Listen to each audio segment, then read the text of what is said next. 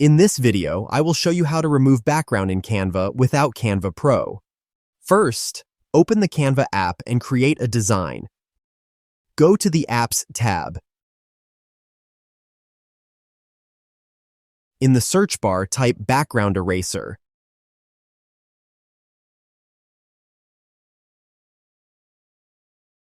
Click on the first app.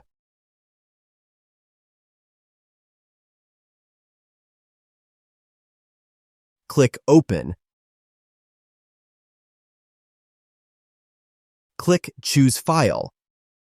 Select the image from which you want to remove the background. Click Open. Click Remove Background. Wait for the background to be removed. It will take some time.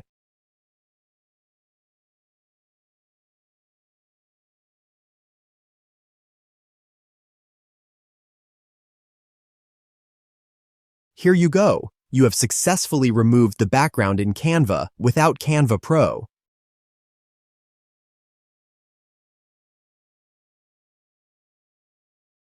Feel free to reach out if you encounter any issues during the process. If this video helps you out, please leave a like and subscribe. Comment below if you have any questions. If you need further assistance, consider hiring a professional using the link in this video below.